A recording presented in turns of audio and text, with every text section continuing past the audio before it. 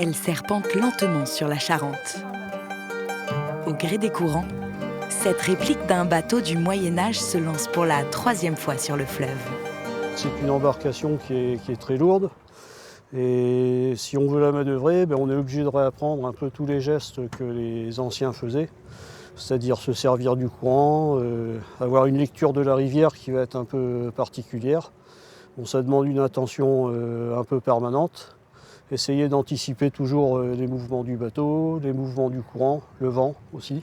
Tout commence en 2011, lorsque des archéologues redécouvrent 3 épaves datant de l'époque mérovingienne.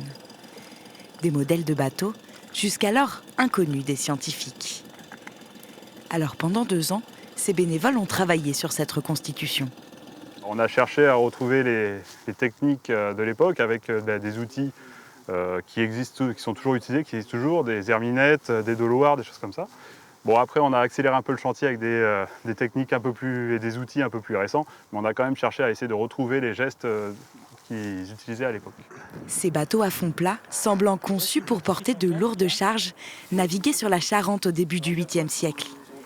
Aujourd'hui, grâce à l'archéologie expérimentale, les experts veulent déterminer l'usage précis de ces embarcations. On va déterminer où ce bateau naviguait, par quels moyens, quels étaient les éléments de sa motricité. Et ensuite, on va essayer de calculer sa charge.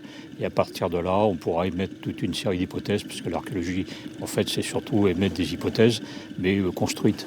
Un projet scientifique pour redécouvrir l'histoire de la région.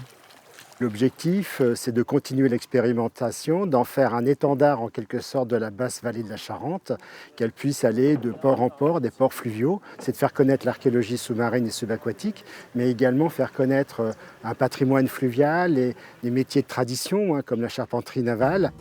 Pendant des mois, la barque mérovingienne continuera ses sorties.